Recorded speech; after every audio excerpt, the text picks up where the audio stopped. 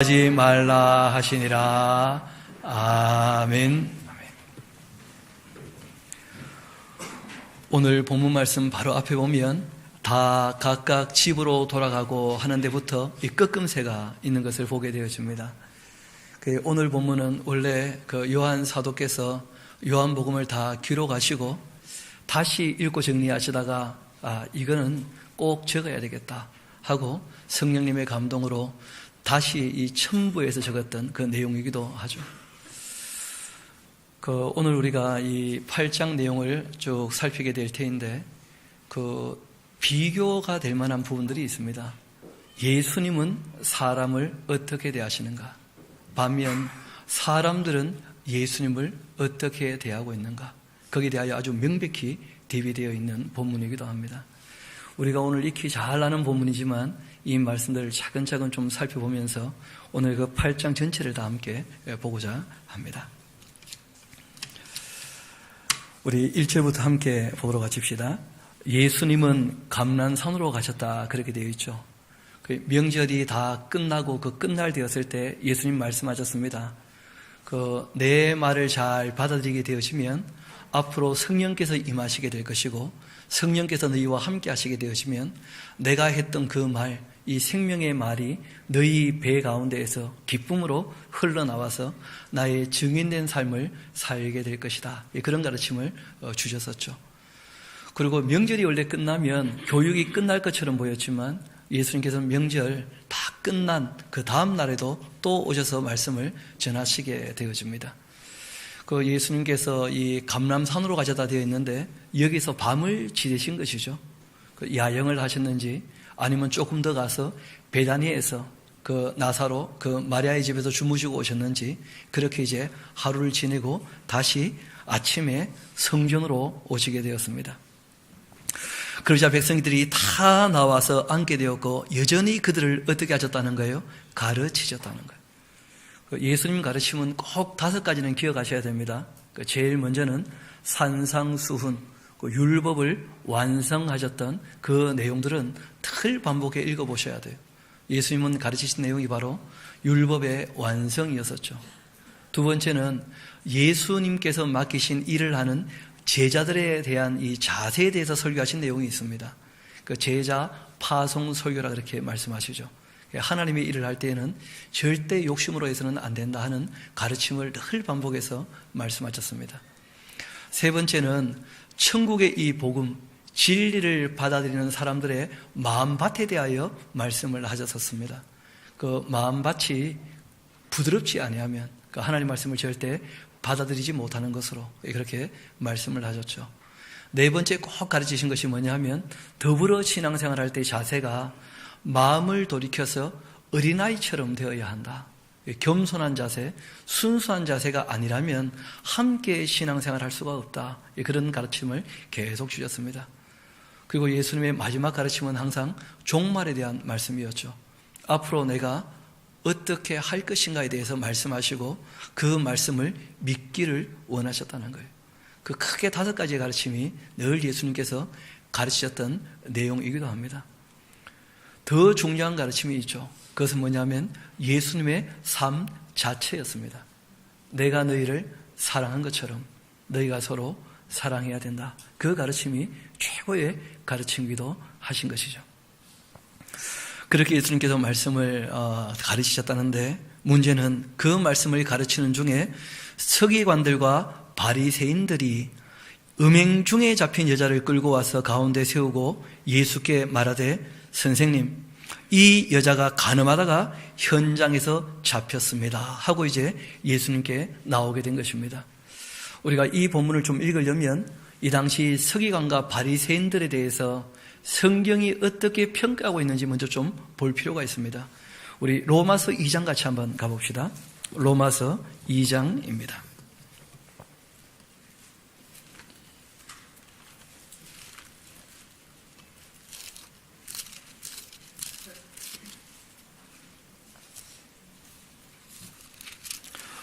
로마서 2장 21절부터 23절까지를 제가 한번 읽어드리겠습니다. 17절 보면 유대인들에게 특별히 하시는 말씀이라는 것 알 수가 있죠. 21절 봅시다. 그러면 다른 사람을 가르치는 내가 내 자신은 가르치지 아니하느냐? 도둑질하지 말라 선포한 내가 도둑질하느냐? 간음하지 말라 말하는 내가 간음하느냐? 우상을 가증히 여기는 내가 신전 물건을 도둑질하느냐? 율법을 잘하는 내가 율법을 범함으로 하나님을 욕되게 하느냐? 실제로 예수님 당시에 유대인들의 모습이었습니다.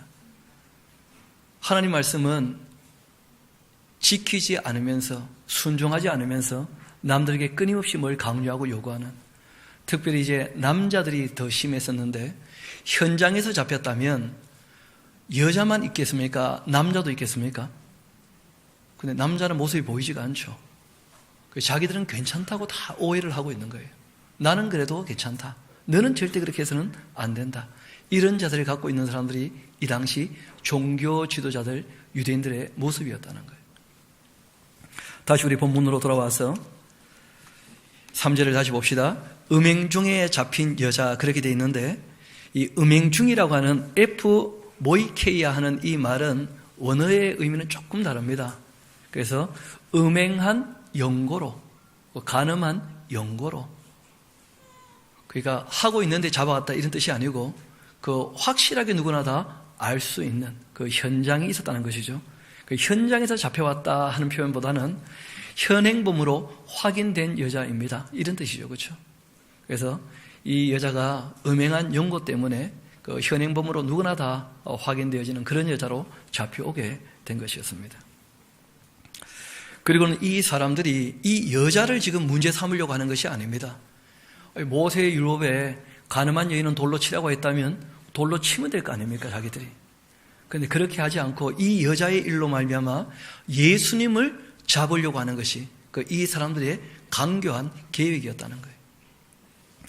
모세는 율법에 이러한 여자를 돌로 쳐라 그렇게 명했는데 선생은 대체 어떻게 말하겠나이까? 우리와 다르게 말하겠습니까? 같게 말하겠습니까?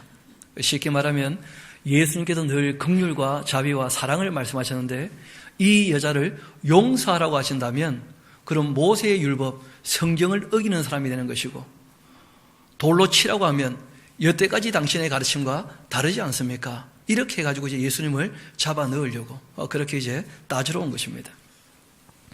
그들이 이렇게 말한 이유는 고발할 조건을 얻고자 하여 예수님을 시험함이었습니다. 그때 예수님께서 몸을 굽히사 손가락으로 땅에 쓰셨다는 거예요. 예수님께서는 책을 전혀 적지 않으셨죠, 그렇죠?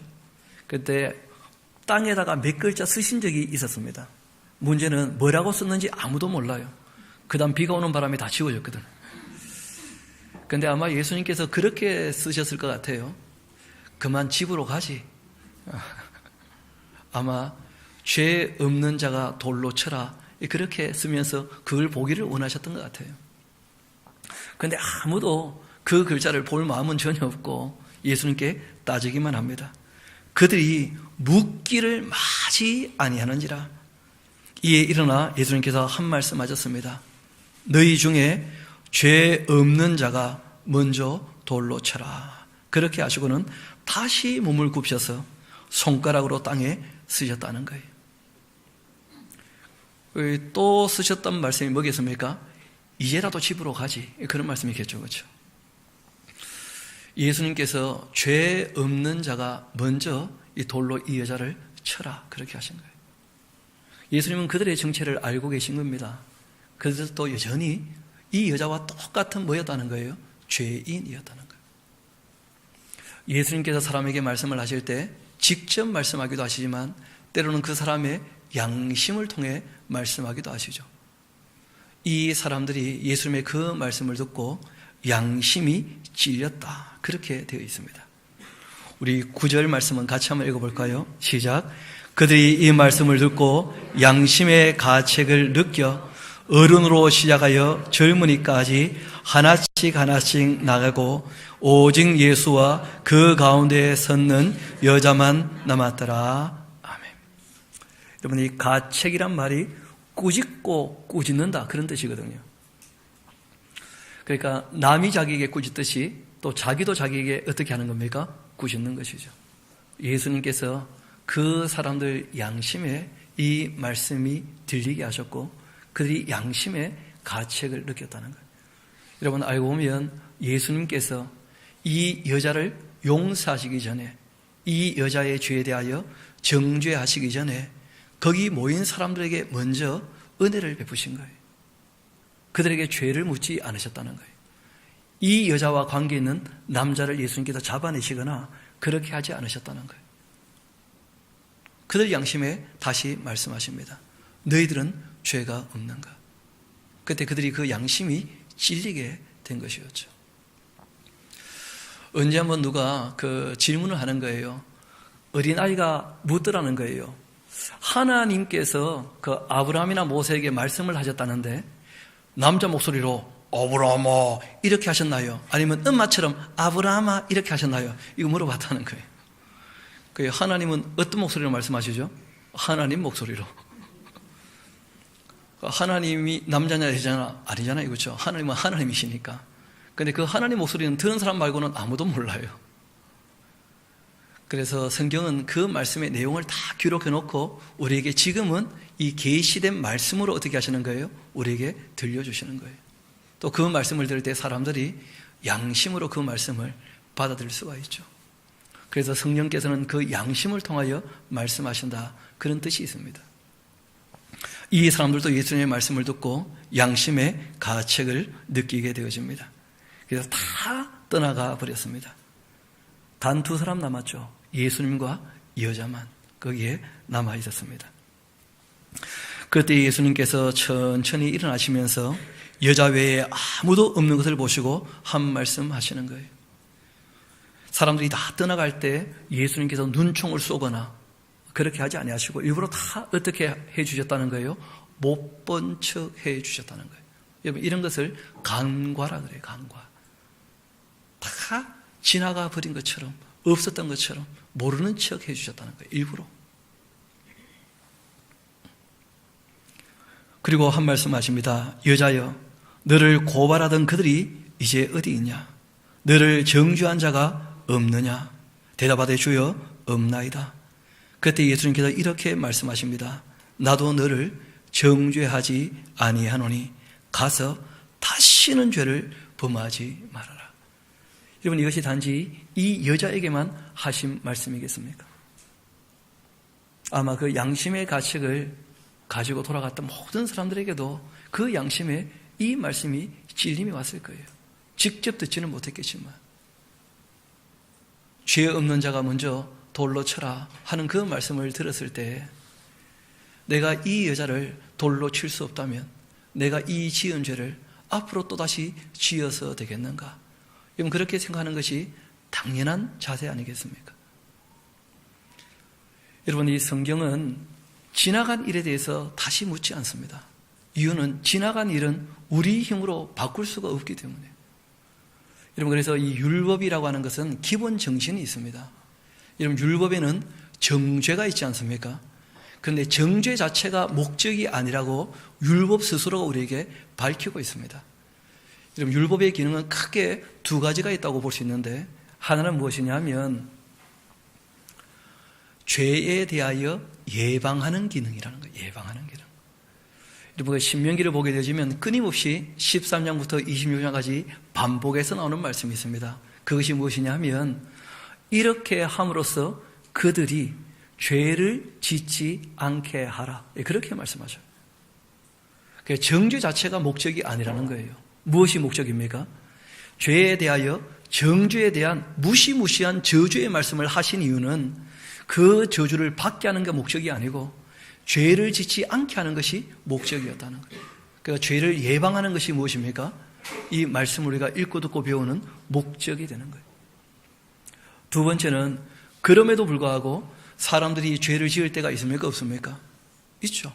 그럴 때 판단 기준이 꼭 있어야 된다는 거예요.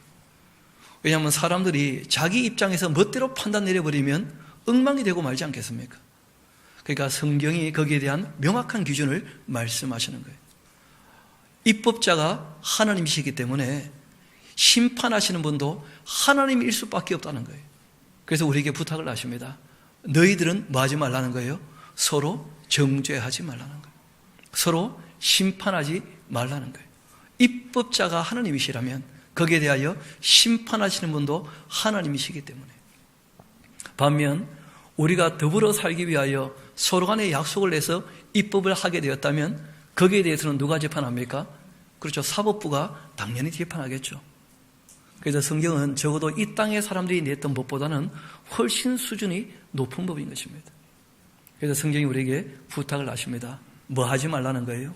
서로 정죄하지 말라는 거예요. 지나간 일에 대해서 묻지 말고 가서 앞으로 다시 뭐 하지 말라는 거예요? 죄 짓지 말라는 거예요. 우리가 매 주일마다 나와 함께 예배하며 주의 말씀을 다시 듣는 이유는 거기 있습니다. 우리는 다 연약하기 때문에 낭망하고 좌절하고 넘어질 수 있기 때문에 바르게 하겠다고 애를 쓰지만 그러지 못할 때가 종종 있기 때문에 다시 말씀 앞에 서서 다시는 내가 죄짓지 말아야 되겠다. 한 걸음 한 걸음 더 앞으로 주님 앞에 나가기 위하여 우리가 주님 앞에 나와서 매번 함께 예배하는 것이죠. 그래서 우리가 이 율법을 대할 때 아주 중요한 자세는 다른 사람을 정죄하는 것으로 이 하나님의 율법을 사용해서는 안 된다는 것입니다. 성경이 우리에게 부탁하시는 것은 죄 짓지 말라고 예방을 위하여 우리에게 이 말씀을 알려주셨다는 거예요. 그럼 죄라고 하는 것이 무엇입니까? 우리가 명확히 정리했지 않습니까? 하나님께서 하지 말라고 하신 것을 한다면 그게 뭐가 되는 거예요? 죄가. 하나님께서 하라고 하신 것을 안 하면 뭐가 됩니까? 죄가. 여러분 바라기는 앞으로 다시는 우리가 주님께서 하신 말씀이 있다면 그 말씀을 벗어나지 않도록 먹는 것에 있어서도 입는 것에 있어서도 사람을 대하는 자세에 있어서도 주님 말씀을 우리가 기준으로 해서 그 말씀에 떠나지 않으려고 애를 써야 될 것입니다. 지나간 일에 대해서는 아무도 더 이상 묻지 않을 것입니다. 그럼 우리가 앞으로 나가고자 원한다면 더욱더 주님을 닮기를 원한다면 가서 다시 죄짓지 않게 되기를 소망합니다. 그것이 우리 주님께서 이 여인의 그 삶을 통하여 말씀하시고자 하시는 그 메시지가 되는 것이죠. 이렇게 사람들이 다 돌아가고 예수님께서 여전히 가르치시는 거예요. 그러니까 떠나간 사람들은 누구였습니까? 배우고자 왔던 사람들이 아니었고 예수님께 따지러 왔던 그 사람들은 다 돌아갔죠. 배우러 왔던 사람들은요, 죄인이지만 배우고 싶으니까 남아있어도 다. 그렇지 않습니까? 12절 봅시다. 예수께서 또 말씀하여 이르시되 나는 세상의 빛이다. 여러분 이거는 하나님 이외에는 할 수 없는 표현입니다. 나는 무엇이다. 나는 세상의 빛이다. 예수님의 자기 선포인데 우리가 10장 정도를 다루게 될 때 이 예수님의 자기 선포에 대한 내용들은 좀 그때 상세히 다루도록 합시다. 나를 따르는 자는 어둠에 다니지 아니하고 생명의 빛을 얻게 될 것이다. 예수님을 따른다면 이게 바로 제자죠, 그렇죠? 예수님의 제자들은 더 이상 어둠에 다니지 않습니다. 생명의 빛을 얻게 될 것입니다. 우리가 3장을 읽어왔기 때문에 이 내용을 충분히 이해할 것입니다. 예수님께서 이 땅에 오신 이유는 심판을 위해 오신 겁니까? 구원의 빛으로 오신 겁니까? 그리고 구원의 빛, 영생의 빛, 진리의 빛, 그 생명의 빛으로 이 땅에 오신 것이거든요. 문제는 그 빛 가운데 거하기를 원치 않는 사람들이 그 자체가 뭐가 된 것입니까? 심판이 되었다는 거예요. 하나님의 목적은 심판이 아니었습니다. 원래가 구원이었던 것이죠. 그런데 하나님의 그 구원의 은혜를, 그 사랑을 받아들이지 않는다면 그러면 그 자체가 그에게 뭐가 되고 맙니까? 심판이 되고 마는 것입니다. 그때 바리새인들이 말합니다. 너가 너를 위하여 증언하니 너의 증언은 참되지 않다. 예수께서 대답하여 이르시되 내가 나를 위하여 증언하여도 내 증언은 참되다. 이유가 있죠. 나는 내가 어디서 오며 어디로 가는 것을 알거니와 너희는 내가 어디서 오며 어디로 가는 것을 알지 못하기 때문에 모든 것을 알고 말하는 나의 말은 참된 말이지만 무슨 말인지도 모르고 말하는 너희들 말은 거짓이라는 거예요. 여러분 요즘에 거짓 뉴스라는 말이 있지 않습니까? 가짜 뉴스. 사실 확인도 안 해보고 함부로 말을 하는 거예요. 함부로. 이번 중앙일보에서 그런 기사 하나 났다면서요. 어머니가 그 제사상을 안 차려서 3대 독자인 내가 제사장을 차렸다. 그런데 늘 여태까지 제사를 차릴 때마다 형수가 와서, 잠깐만요, 3대 독자인데 형수가 있습니까? 기자가 완전히 이야기를 만들어낸 거죠. 그것 때문에 조금 시끄럽고 문제가 되었던 것을 보게 되어집니다. 끊임없이 거짓과 가짜를 만드는 사람들이 있다는 거예요. 어떤 의도를 가지고. 예수님이 말씀하십니다. 나는 다 알고 말하기 때문에 참된 것을 말하지만 너희들은 전혀 알지 못하면서 함부로 말하니까 그 자체가 이미 다 가짜 아니냐. 사실을 확인해 봤냐는 거예요. 전혀 사실을 알지도 못하면서 함부로 말하는 이 사람들. 왜 그런가? 상대를 무시하기 때문에. 자기가 주인이니까, 자기가 최고로 잘났기 때문에 상대에 대해서 사실도 확인 안 해보고 함부로 말을 하는 거예요. 16절 봅시다. 예수님이 이런 말씀하십니다. 너희는 육체를 따라서 판단하지만 나는 아무도 판단하지 않는다는 말에 하나가 생략됐겠죠. 육체대로 나는 아무도 판단하지 않는다. 왜냐하면 예수님은 그 속사람을 보는 거예요. 속사람. 이런 바울도 이런 예수님 말씀을 그대로 이해하게 된 때가 있었습니다. 고린도 후서를 기록할 때 그런 말씀을 하신 거예요. 내가 이제 어떤 사람도 그 육체를 따라 알려고 하지 않는다. 왜냐하면 이분이 예수를 믿는다고 사람들이 많이 찾아왔지만 고린도에서 교회가 세워졌지 않습니까? 그런데 거짓 선지자들이 들어오게 되어지니까 신비적 현상을 쫓아가는 사람들이 얼마든지 있다고 보니까. 그러니까 종교성이 있지만 성령님이 아니라 악령을 따르면서도 자기 종교성을 충족시키는 사람들이 얼마든지 있더라고. 그래서 더 이상 너희가 사람을 뭐로 취하지 않기로 했다는 거예요? 겉모습, 외모로 취하지 않기로 했다는 거예요. 그 속 사람이 정말 주님의 뜻을 따르는가, 그렇지 않은가, 그걸 보겠다는 거예요. 여러분 잘 아시는 것처럼 예수님의 외모는 볼만했습니까? 아니면 흠모할 만한 것이 없다고 되어 있습니까? 그러니까 사람들이 예수님을 예사로 무시했다는 거예요. 또 예수님의 출신 성분이나 예수님이 가진 것이 대단한 것이 그 당시에 있었습니까? 없었습니까? 그런데 예수님의 실제적 정체는 무엇입니까? 하나님의 아들, 하나님이시거든. 사람들이 예수님을 외모로 봤기 때문에 예수님을 전혀 알아보지 못했다는 거예요. 전혀. 우리도 마찬가지일 수 있습니다. 사람을 보면 어디를 보게 됩니까? 외모를 보게 된다는 거예요. 얼마나 큰 성취를 했는지, 어떤 집안 자손인지, 그런 것을 보기 때문에 오해가 많아지는 거예요. 정말 그 속사람, 그 사람이 무엇을 추구하며 살아가는가, 이게 정말 중요하지 않겠습니까? 이어봅시다. 16절 보면 이렇게 말씀하십니다. 만일 내가 판단해도 내 판단은 참되다. 이유는 내가 혼자 있는 것이 아니고 나를 보내신 이가 나와 함께 계시기 때문에. 내가 나를 위하여 증언하는 자가 되고 나를 보내신 아버지도 나를 위하여 증언하고 계시지 않는가. 여러분 잘 아시는 것처럼 예수님께서 표적과 기적과 이적을 많이 행하셨습니까? 행하지 않으셨습니까? 행하셨죠. 실제로는 구약에 예언되지 않은 것들도 예수님께서 꽤 많이 하셨다는 거예요. 그뿐 아니라 구약에서 메시아가 오시면 하실 모든 기적도 예수님께서 다 하셨습니까? 안 하셨습니까? 다 보였지 않습니까? 그래서 예수님은 내가 하는 일 자체가 내가 누군지를 증언하고 있고, 구약 성경을 봐봐라, 나에 대하여 끊임없이 증언하고 있지 않느냐. 이렇게 증언이 확실한데 왜 그것을 뭐 해보지 않느냐는 거예요? 확인해보지 않느냐는 거예요. 이에 그들이 또 물어봅니다. 너의 아버지가 어디 있냐 하면서. 이 사람들이 도무지 예수님 말씀을 들으려고 안 하죠. 자기 할 말만 가득 차서 계속 따지는 거예요. 여기서 너의 아버지라고 할 때는 누구를 얘기하는 것이겠습니까? 요셉이겠죠, 요셉. 아마 돌아가셨던 모양인데 너희 아버지가 어디 있냐 말이에요. 그렇게 사람들이 얘기합니다. 그때 예수님께서 이런 말씀을 하셔요. 너희는 나를 알지 못하고 내 아버지도 알지 못하고 있다. 여러분 참 두려운 얘기인데, 이 당시 사람들은 하나님 자기들은 잘 믿고 있다고 생각하지 않습니까?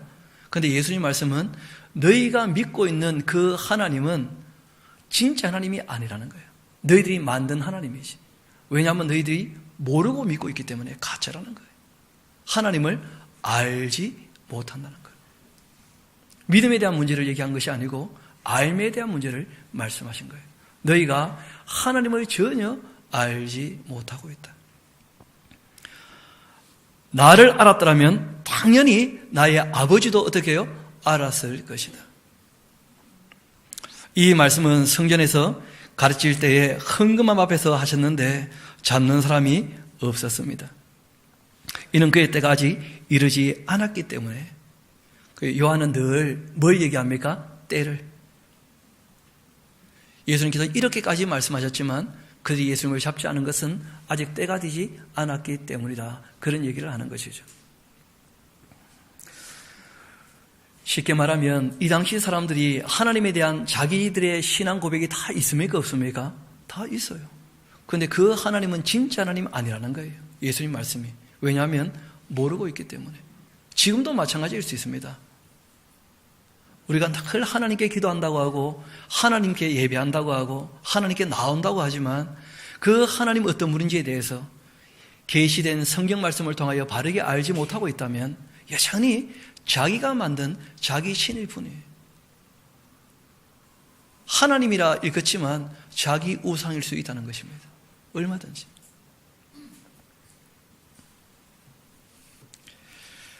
여러분, 하나님에 대해서는 우리가 인격적으로 알아야 된다는 말씀을 여러 번 드리고 있습니다. 제일 먼저가 무엇입니까? 지성을 가지고 그분이 어떤 분인지를 알아야 됩니다. 그리고 이성을 가지고 그분에 대해서 충분히 납득하고 이해가 되어지고 믿어져야 한다는 거예요. 그리고 감정적으로 정말 그 하나님 사랑에 대하여 고마워서 그 하나님을 사랑해서 그 하나님을 받아들여야 합니다. 그리고 그 하나님 말씀을 따라야 하는 것이죠. 여러분, 그것이 없다면 그건 신앙이라 할 수 없다는 거예요. 알게 되어지고 믿게 되어지고 사랑하게 되어서 그 말씀에 순종하는 것이 아니라면 그 신앙은 참되다 할 수가 없다는 것입니다. 이번 명절을 지내면서 참 많이 웃고 떠들고 했지 않습니까? 명절만 되면 보통 무슨 판이 벌어지죠? 화투판이? 저도 일가견이 있습니다. 비, 풍, 초, 똥달삼, 그 정도는 저도 외워요. 여러분, 그런 것은요, 믿거나 안 믿거나 누구나 다 웃으며 떠들며 즐길 수 있다는 거예요. 그것은 우리가 추구하는 가치가 아닙니다. 여러분, 스키를 타봐요. 여기 안 타보신 분도 많을 텐데 한번 타보시라고. 누구나 다 기뻐하고 즐거워할 거예요. 그럼 놀이동산 가봐요. 믿거나 안 믿거나 다 기뻐하고 즐거워합니다. 우리는 그런 유의나 오락을 추구하는 사람들이 아니라는 것입니다. 그것을 추구했다면, 그것이 인생의 정말 즐거움이었고 그것이 우리가 추구하는 것이었다면, 그런 즐거움을 추구하는 것이었다면 우리가 왜 이 시간 여기에 앉아 있겠습니까?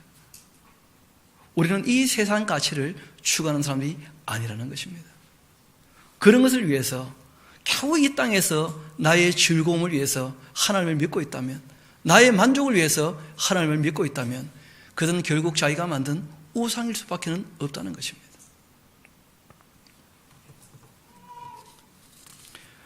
우리가 지금 쭉 본문을 읽고 있지만 예수님께서 이 진리를 말씀하시고 아버지의 뜻을 따르실 때 이 땅에서 예수님의 삶은 만족스럽지 못할 만큼 너무나 비참했고 인정받지 못했고 많이 불편했다는 거예요. 이 모든 말씀은 끝난 다음에 결론은 이렇게 되어집니다. 사람들이 예수님을 돌로 치려고 했고 예수님은 그 자리를 피할 수밖에 없었다는 거예요. 이 땅에서 한번 웃는 웃음을 위하여 신앙생활을 하는 것이 아니라는 것입니다.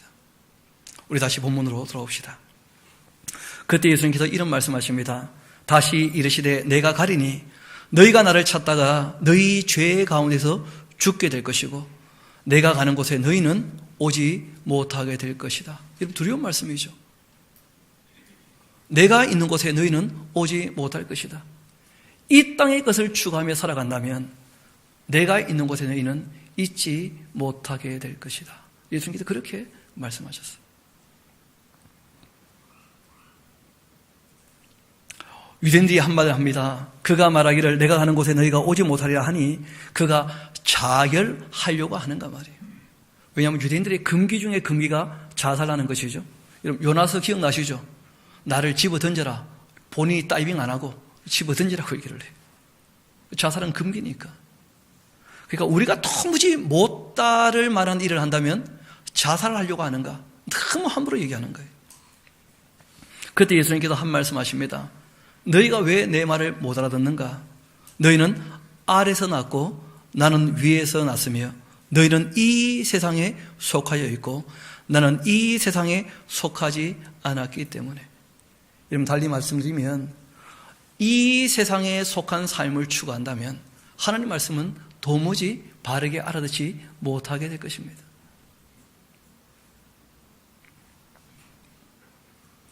이 24절 같이 한번 읽어볼까요? 시작. 그러므로 내가 너희에게 말하기를 너희가 너희 죄 가운데서 죽으리라 하였노라. 너희가 만일 내가 그인 줄을 믿지 아니하면 너희 죄 가운데서 죽을 것이다. 너희 죄 가운데에서. 왜냐하면 하나님을 알지 못하고 그 말씀을 듣고 그 말씀에 대하여 사랑하는 마음으로 순종하지 않는다면 죄라는 것이 무엇이라고요? 하라는 것을 하지 않거나 하지 말라고 하는 것을 하는 것이 다 뭐라는 겁니까? 죄라는 거예요, 죄. 하나님을 믿는다고 하는데 그 말씀을 가볍게 여기고 하지 말라고 말씀하셔도 괜찮다. 안 괜찮습니다.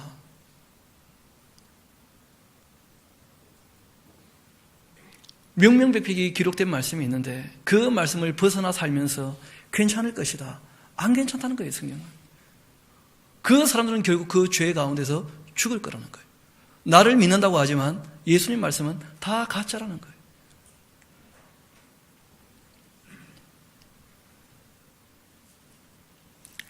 그들이 말하되 대체 너는 누구냐?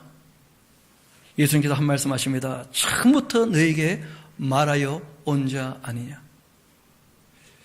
여러분 창세기 3장 15절부터 메시아에 대한 얘기가 나오지 않습니까? 사단의 권세를 그 뱀의 머리를 깨 부서뜨릴 그분, 여자의 후손으로 이 땅에 오실 분. 성경이 끊임없이 우리에게 말씀하십니다. 우리의 죄 문제를 해결하실 분, 만왕의 왕으로 오실 분. 끊임없이 말하여 왔던 구약에 끊임없이 예언되어 있던 그분이신데 26절 봅시다. 내가 너에게 대하여 말하고 판단할 것이 많으나 나를 보내신 이가 참되심에 내가 그에게 들은 그것을 세상에 지금 말하고 있다. 그런데 그들은 하나님 아버지를 가리켜 예수님께서 말씀하신 줄을 깨닫지도 못하고 있었다는 거예요. 알지도 못하고 깨닫지도 못하고 알아들을 줄을 전혀 모르는 것이죠. 이에 예수님께서 한 말씀 더 하셨습니다. 지금은 알지 못할 거라는 거예요, 지금은. 그런데 너희가 인자를 든 후에 차근차근 앞으로 내가 그인 줄을 알게 될 것이다. 예수님께서 십자가에 달려 돌아가시고 부활하시고 승천하시고 그리고 성령 오시게 되어지면 예수님 하신 말씀을 어떻게 해요? 기억나게 하셔서 예수님 누군지를 알게 될 것이고 이 복음이 전파되게 되어지면 택한 백성은 그 말씀을 받아들이게 되어지고 알기 때문에 여러분 실제로는 AD 70년까지는 교회에 큰 문제가 없었습니다. 그때는 이제 할례당이 제일 큰 문제였던 것이었죠. 유대인들로 말미암아서 나왔던 이 할례당들. 그런데 AD 70년이 지나고 난 다음에 영지주의자들이 아주 활기를 치고 활동하게 되어지면서 예수님이 누군지를 교회로 말미암아 모르게 만드는 거예요, 자꾸. 예수님의 그 사람 되심에 대하여 부정하는 사람들이 많이 나타났었다는 거예요. 여러분 그래서 AD 한 90년쯤 되었을 때 요한복음과 요한 1, 2, 3서와 요한 계시록을 통해서 이 요한 사도로 말미암아 예수님이 누구신지에 대해서 명확히 성령께서 이 요한을 통하여 기록해 하셨다는 거예요. 여러분 이때 이런 일들이 있지 않게 되었다면 여러분 잘 아시는 것처럼 교회가 핍박을 받으면서 무려 250년 동안 암흑기를 맞이하지 않습니까? 다 지하로 숨어들어서. 그리고 313년쯤 되었을 때 교회가 지상에 나오게 되었을 때 그때 교회가 제일 먼저 던졌던 질문이 뭐냐면 예수님 누구냐는 거예요. 예수님이 누구냐? 여러분, 그래서 325년쯤 되었을 때 니케아라는 회의가 열려서 그 회의의 가장 중요한 주제가 뭐였냐면 예수님이 누구냐? 예수님이 누구냐? 여러분, 요한복음이 기록되지 않았었다면 지금까지도 예수님 누군지 아무도 모를 거예요. 이때 요한복음이 이미 기록되어 있었고 요한 1, 2, 3, 4와 요한계시록까지 다 기록되어 있었기 때문에 예수님이 누군지를 알게 되었고 그때 예수님의 신성과 인성을 확증하게 된 거예요. 그리고 난 다음에 이제 칼케톤 회의를 하게 되었을 때 지금 우리가 믿고 있는 신앙의 고백, 성부와 성자와 성령, 삼위일체에 대한 신앙 고백이 그때 교리로 확정되게 되어집니다. 예수님께서 말씀하셨습니다. 너희가 나를 든 이후가 되어야 내가 누군지를 알게 될 것이다. 그렇게 사람들이 예수님을 더욱더 바르게 알게 된 것이죠. 이어 말씀하십니다. 또 내가 스스로 아무것도 하지 않고 오직 아버지께서 가르치신 대로 이런 것을 말하는 줄도 다 알게 될 것이다. 그래서 구약과 신약은 같은 내용입니까? 다른 내용입니까? 같은 내용이에요. 다 선하신 하나님의 말씀이고 진리입니다. 신약에 와서 수준이 조금 더 높아진 것뿐이에요. 수준이 조금 더 높아진 거예요. 쉽게 말하면 십계명이라고 하는 이 계명은 완전한 법입니까? 아니면 부족한 법입니까? 선하지만 그건 부족해요.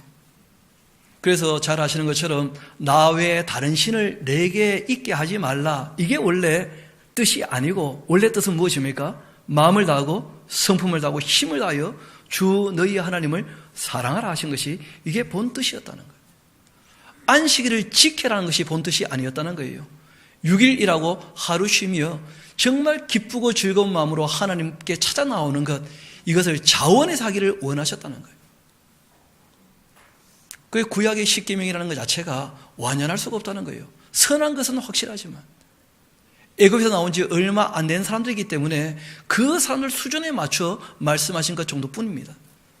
여러분 잘 아시는 것처럼 구약은 그 율법이 신약에서 뭐라고 얘기하고 있습니까? 초등학문이라는 거예요. 몽학선생. 너무 수준 낮다는 거예요.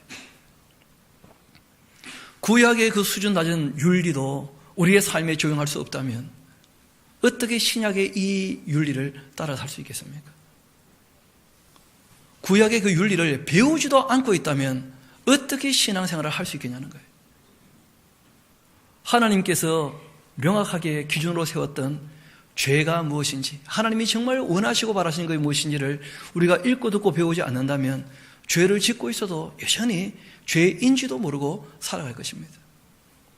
너희가 죄 가운데서 죽게 될 것이다. 그것이 예수님의 말씀이었다는 거예요. 이어봅시다. 29절에 있는 말씀입니다. 나를 보내신 이가 나와 함께 하시도다. 나는 항상 그가 기뻐하시는 일을 행한다. 그래서 그 하나님은 나를 혼자 두지 않으신다.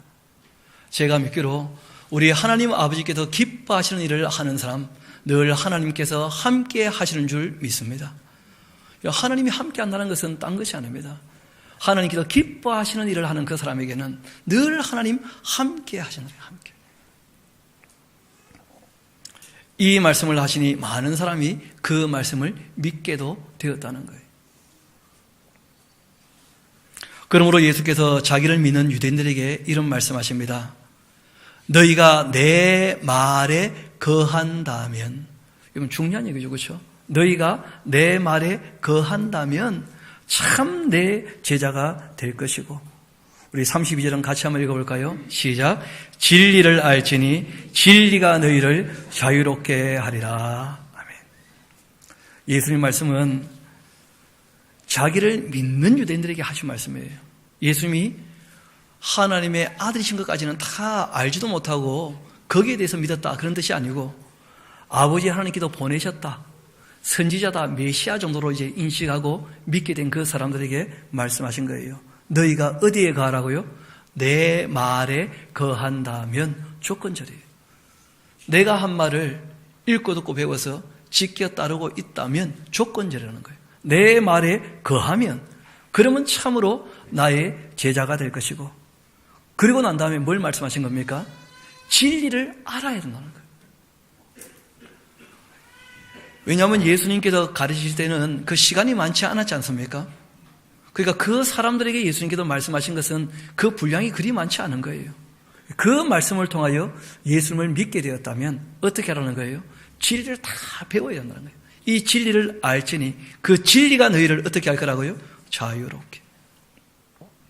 여러분, 진리를 배우면 어디에서 어떤 자유를 얻게 되어집니까? 지금 여기에서 말씀하시는 자유는 크게 두 가지입니다. 죄에서, 사망에서. 이 복음에 대한 진리를 받아들이게 되어지면 예수님께서 우리 죄의 문제를 해결하신다. 이게 정말 믿어지게 되어진다면, 그러면 죄에서, 어디에서요? 사망에서. 또 우리가 진리를 배우면 알게 될 것입니다. 여러분, 하나님 말씀을 따라 살게 되어지면 육체의 건강도 얻게 된다는 거 우리가 믿지 않습니까? 그러면 어디서 자유하게 되는 거예요? 병에서도 자유하게 되는 거예요. 또 우리가 주님 말씀을 따라 살게 되어지면 의에 줄이고 목말라 하게 되어지면, 그러면 배 부르다 그랬습니까? 배 고프다 그랬습니까? 배부르게 될 것이라고. 우리가 공의와 정의를 추구하게 되어지면 가난에서도 어떻게 되어집니까? 얼마든지 우리가 자유를 얻게 되어집니다. 마귀의 권세에서, 죄에서, 악에서, 이 사망에서 우리가 참된 자유를 얻게 된다는 거예요. 진리를 알지니 진리가 너희를 어떻게 할 거라고요? 자유케 할 거라고. 여러분, 놀랍게도 많은 대학교의 그 표가 다 무엇입니까? 그렇죠. 진리를 따르는, 진리를 배우는 진리를. 여러분, 그래서 우리가 진리를 배움으로 말미암아서 그 의사들이 진리를 알게 되어지니까 많은 사람을 병에서 어떻게 합니까? 자유케. 진리를 알면 뭘 얻게 된다고요? 자유를. 그런데 궁극적인 자유는 어디서 얻는 자유입니까? 죄와 사망에서 자유해야 진짜 자유하게 되는 것이죠. 34절을 봅시다. 33절을 봅시다. 그들이 대답하되 우리가 아브라함의 자손이라 남의 종이 된 적이 없거늘. 그걸 줄쳐놓고 적어놓으세요. 거짓말. 새빨간 거짓말. 우리가 구약을 다 하는데, 여러분, 사사시대부터 시작해서 끊임없이 하나님께서 그들이 우상 숭배할 때 이방인들에게 팔아버리셨고, 그들이 다 하나님께 건져달라고 그렇게 요청하지 않았습니까? 심지어 지금 이들이 이 말을 할 때에도 로마의 압제 아래 있지 않습니까? 또 헬라의 문화의 압제 아래 있지 않습니까? 여전히 또 자기들의 유전과 전통에 매여 있지 않습니까? 전혀 자유가 없이. 그러면서도 종이 된 적이 없다. 너무 새빨간 거짓말 하는 거예요. 이유는 예수님을 무시하고 있기 때문에. 어찌하여 우리가 자유롭게 되리라 그렇게 하고 있냐? 그때 예수님께서 대답하십니다. 진실로 진실로 너희에게 이르노니 죄를 범하는 자마다 죄의 뭐라는 거예요? 종이라는 거예요. 그게 예수님이 원하시는 거예요.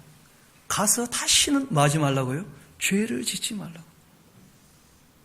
자유를 얻었지만 다시 죄를 지으면 죄에게 뭐가 된다는 거예요? 종이 되고 만다는 거예요. 종은 영원히 집에 거하지 못할 것이다. 죄의 종은, 아들은 영원히 거할 것이다. 36절 같이 한번 읽어봅시다. 시작. 그러므로 아들이 너희를 자유롭게 하면 너희가 참으로 자유로워질 것이다. 누가 자유롭게 하면요? 아들이 자유를 주시는 거예요. 그래서 우리가 예수님의 말씀이 복음이고 진리다. 그렇게 얘기하는 거예요. 왜냐하면 그 아들이 대신 죽었기 때문에 우리 죄가 용서된 것이고, 그 아들이 부활하셨기 때문에 우리가 사망의 권세에서도 얼마든지 벗어나서 부활에 대한 뭘 갖게 된 겁니까? 소망을 갖게 된 거예요.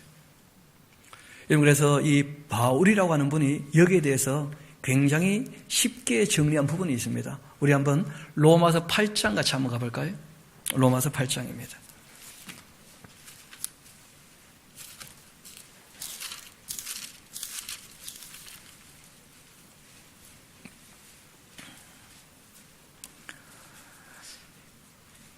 (7장) 25절부터 제가 읽어드리겠습니다.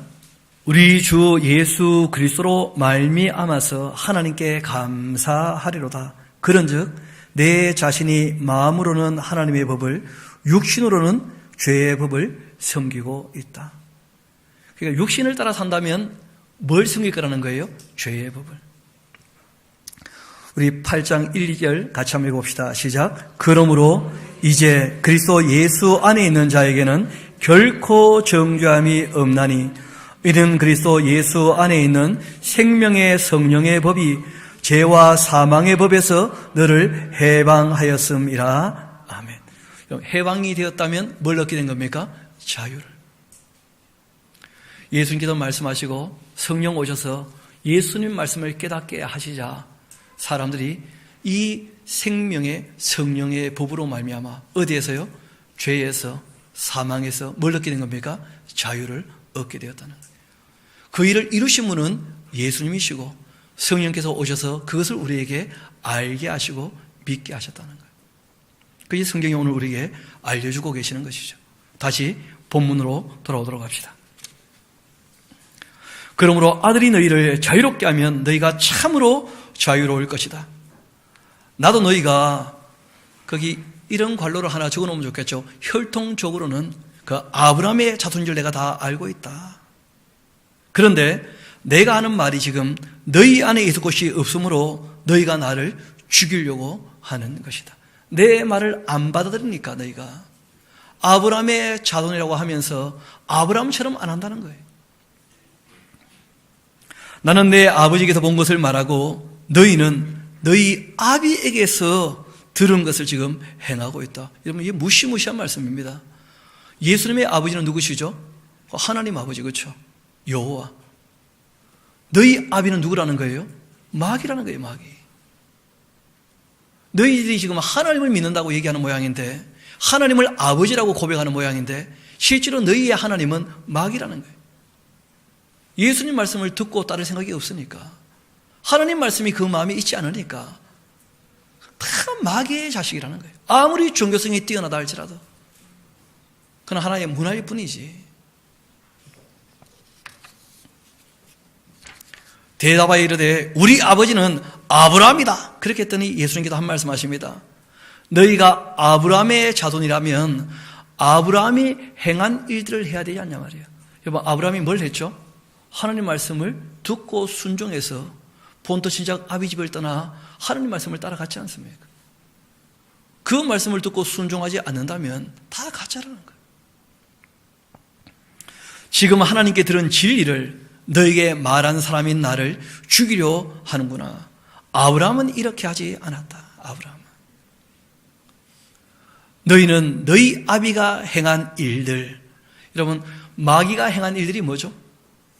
크게 세 가지를 꼭 기억하셔야 됩니다. 제일 첫 번째는 거짓의 아비예요. 거짓의 아비. 두 번째는 교만해서 자기가 뭐처럼 되고 싶었다는 거예요. 하나님처럼. 세 번째는요, 끊임없이 욕심을 부려서 하나님의 것을 다 가지고 싶어하는, 이게 마귀의 일이죠. 마귀의 일. 거짓과 욕심과 교만, 이게 마귀의 일이에요. 마귀의 일. 너희는 너희 아비가 행한 일들을 하는도다. 대답하되 우리가 음란한 데서 나지 아니했고 아버지는 한 분뿐이시니 곧 하나님이시다. 그때 예수님께서 한 말씀하십니다. 하나님께서 정말 너희 아버지라면 너희가 나를 당연히 사랑했을 거야. 이는 내가 하나님께로부터 나와 왔기 때문이다. 나는 스스로 온 것이 아니야. 아버지께서 뜻하셔서, 아버지가 보내셔서 내가 왔지. 아버지께서 나를 보내신 것이다. 어찌하여 내 말을 깨닫지 못하느냐? 이유는 내 말을 들을 줄을 알지 못하기 때문에. 너희는 너희 아비 마귀에게서 났다. 너희 아비의 무엇대로요? 욕심대로 너희도 지금 행하고자 하는 것이다. 그는 처음부터 살인한 자고 진리가 그 속에 없고 진리에 서지 못하고 거짓을 말할 때마다 제 것으로 말하고 있다. 이는 그가 거짓말쟁이고 거짓의 아비가 되었기 때문에. 여러분, 누가복음 16장을 보게 되어지면 그 불의한 청지기 이야기 잘 기억나시죠? 그 불의한 청지기 이야기의 그 결론이 어떻게 납니까? 하나님과 재물을 겸하여 섬길 수 없다. 예수님께서 그 말씀하셨을 때 이 서기관과 바리새인들의 반응이요 전혀 달랐어요. 그들은 돈을 좋아하는 자라. 예수님의 그 교훈을 비웃었다. 그렇게 되어 있습니다. 성경을 보면. 성경은 우리에게 하나님과 돈을 겸하여 섬길 수 없다고 하는데 하나님을 믿는 이유가 이 세상에 돈 잘 버는 것이라면 그는 거짓된 사람이라는 거예요. 그 욕심을 섬기고 있다면 그는 가짜라는 거예요. 예수님 말씀은.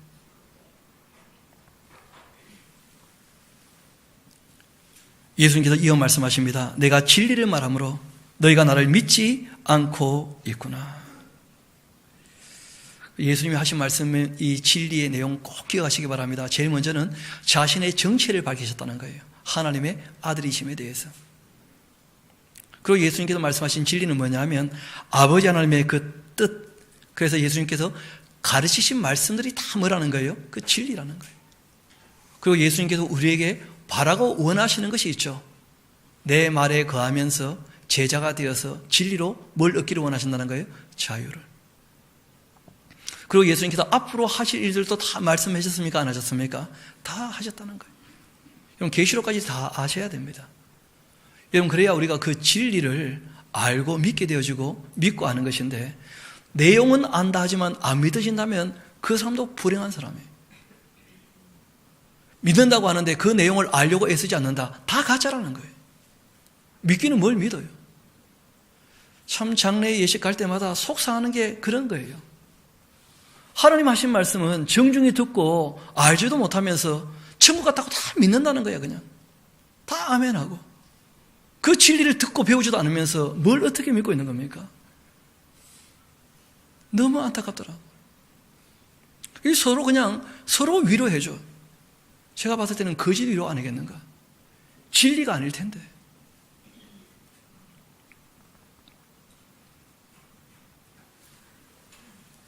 이어 말씀하십니다. 너희 중에 누가 나를 죄로 책잡느냐? 내가 진리를 말하는데도 어찌하여 나를 믿지 않느냐?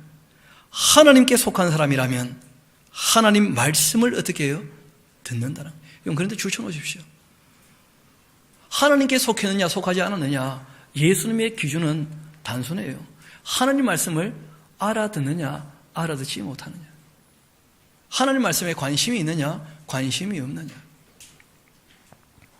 너희가 듣지 아니하는 이유는 하나님께 속하지 않았기 때문이라. 그때 유대인들이 이렇게 얘기합니다.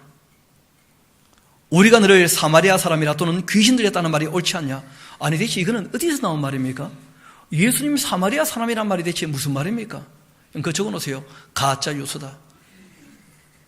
그냥 지 멋대로 떠드는 거예요. 예수님 말 듣지 말라고 다른 사람들에게도 사마리아 사람이라. 그러니까 저 사람 말은 들을 가치가 없다. 예사로 예수님을 무시하고 쉽게 평가하는 거예요. 귀신 들렸다면서 너무 값싸게 취급하는 거예요. 예수님을. 사람들이 예수님뿐 아니라 성경도 너무 값싸게 취급하는 것 같아요. 그걸 굳이 다 배워야 되겠냐? 다 알아야 되겠냐? 나 다 알고 있는 것처럼 너무 함부로 대하고 너무 값싸게 취급하는 것 같아요. 예수님께서 대답하십니다. 나는 귀신 들린 것이 아니다. 오직 내 아버지를 공경함인데 너희가 나를 뭐하고 있다는 거예요? 무시하고 있다. 예수님께서 이 땅에서 사람들에게 너무 많은 무시를 당하셨다는 거예요. 여러분, 인격이라는 존재는 누구에게 무시당하게 되어지면 마음이 어떻게 됩니까? 상하게 되어져요. 누구라도 다 마찬가지입니다. 무시당하게 되어지면 마음 아파한다는 거예요. 무시를 당하는 거예요. 하나님도 마찬가지입니다. 하나님이 제일 힘들어하고 괴로워하고 아파하시는 것이 사람들에게 무시를 당하시는 거예요. 하나님 없는 것처럼. 사람들이 이 땅에 살아가면서 죄를 짓는 이유는 무엇이겠습니까? 하나님 없다고 생각하니까 자기 욕심대로 거짓되게 교만하게 죄를 지으며 함부로 살 수 있다는 거예요. 그게 다 하나님을 어떻게 하는 거예요? 무시하는 거예요. 하나님은 생각도 안 하고 자기 멋대로 살아간다. 자기 멋대로. 그렇게 세상은 하나님을 무시하고 있다는 거예요. 지금도 여전히. 너희가 나를 무시하는도다. 나는 내 영광을 구하지 아니하나 구하고 판단하신 이가 계신데 진실로 진실로 너희에게 이르노니 사람이 나의 말을 지키면 영원히 죽임을 보지 아니할 것이다. 어떻게 하면요? 내 말을 지키면 여러분, 이런 예수님 말씀을 믿어야 예수님을 믿는 거예요. 내 말을 지킨다면 영원히 죽음을 보지 않을 거라고 그렇게 말씀하셨어요. 이 내용을 우리가 11장 내용을 좀 다룰 때 좀 더 심도 있게 얘기를 나누도록 그렇게 하십시다. 여러분, 다른 복음서 보면 이런 말씀들이 조금 더 있는 것을 알게 될 텐데, 여러분, 하나님은 아브라함의 하나님, 이삭의 하나님, 야곱의 하나님이신데 죽은 자의 하나님이십니까? 산 자의 하나님이십니까? 그러면 아브라함과 이삭과 야곱은 죽었다는 거예요? 여전히 살아있다는 거예요? 왜냐하면 이 흙으로 된 육체는 흙으로 만들었으니까 흙으로 돌아갔겠지만, 그러나 그 영혼은 결코 죽지 않습니다. 하나님과 함께하는 영혼이라면, 낙원에 가 있는 영혼이라면 살아있다는 거예요? 죽었다는 거예요? 그렇죠. 그 사람들은 다 누구라는 거예요?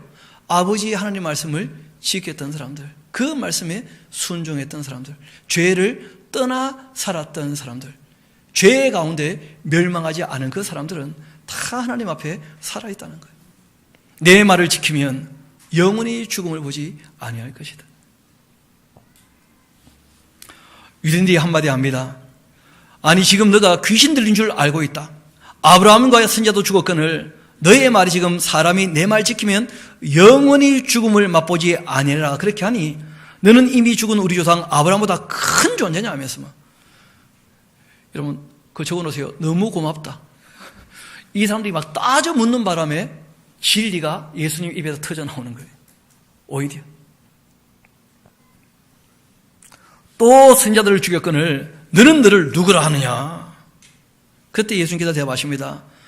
내가 나에게 영광을 돌리면 내 영광이 아무것도 아니겠지만 내게 영광을 돌리시는 이가 계신다. 내 아버지시니 곧 너희가 너희 하나님이나 칭하는 그분이시다. 너희는 그를 알지 못하되 나는 알고 있다.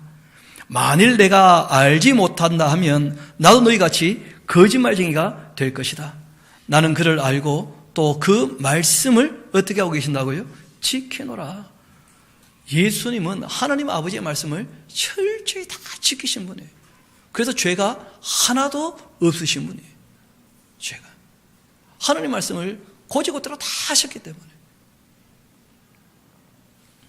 예수님께도 독립된 인격이 있지 않습니까? 선택의 자유가 있고.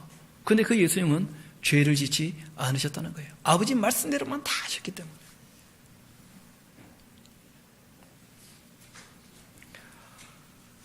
너희 조상 아브라함은 거기 잘 봐요. 나이 때 볼 것을 어떻게 했다고요? 즐거워했었다는 거예요. 왜냐하면 너의 자손으로 말미암아 천하 만민이 복을 받게 될 것이다 할 때 그때 그 아브라함의 후손이 누구라는 거예요? 메시아예요. 메시아. 그것을 말씀하신 대로 믿고 즐거워했는데 놀랍게도요. 결국은 보고 어떻게 한다는 거예요?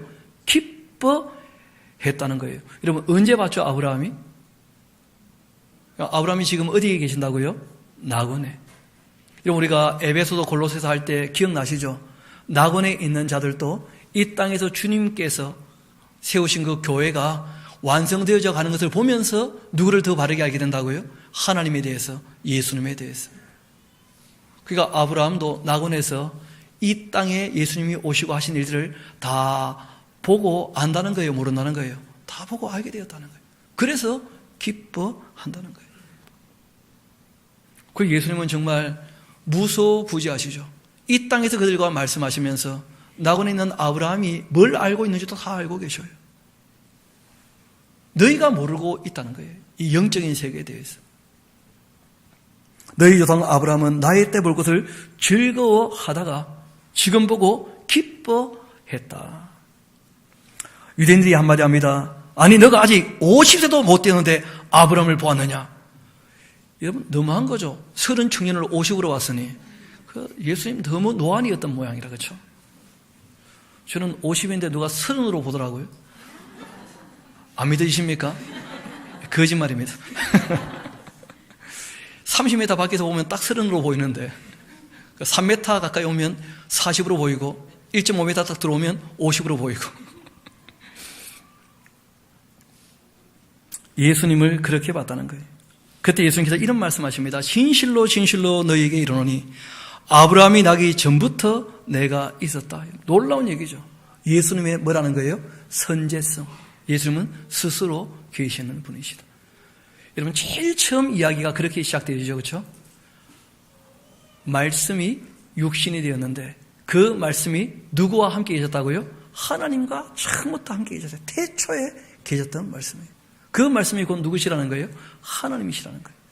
그래서 세례 요한이 예수님을 어떻게 소개합니까? 내 뒤에 오시지만 나보다 먼저 계신 분이시라는 거예요. 예수님께서 이들의 이 따지는 질문 때문에 예수님의 정체에 대해서 다시 한번 말씀하시게 된 거예요. 내가 아브라함보다 먼저 있는 존재다. 문제는 이런 예수님의 말씀을 듣고 그들이 돌을 들어 치려 했다는 거예요. 참, 예수님 말씀하실 때 점점 분위기 좋아집니까? 분위기 험하게 됩니까?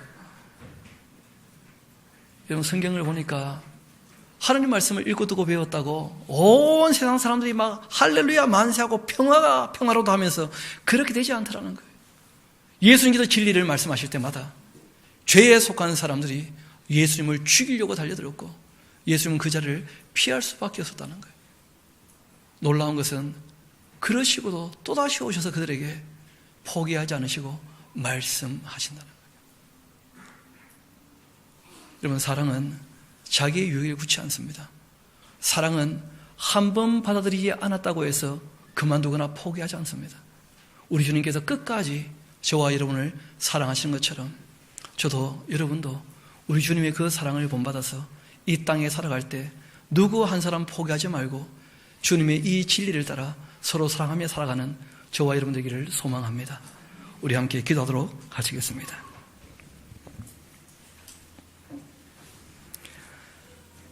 아버지 하나님, 참 감사합니다. 그 아들을 이 땅에 보내시고 성령 보내주셔서 예수님이 누군지를 알게 하시고 하나님 누군지를 이 말씀을 통하여 알게 하시니 다시 한번 감사드립니다. 우리가 주님을 믿고 주님의 제자가 되어 주의 말씀을 읽고 듣고 배워서 아는 대로 이 말씀을 따라 살기를 소망합니다. 주님, 우리가 주님 말씀 안에 거할 때 죄를 짓지 아니하고 하나님과 동행하는 삶을 살기에 부족함이 없도록 우리의 삶을 인도하여 주옵소서. 모든 것을 주님께 의탁합니다. 감사드리며 우리 구주가 되시는 예수님 이름으로 기도합니다. 아멘. 우리 다 일어나셔서 298장 우리 같이 부르도록 하시겠습니다.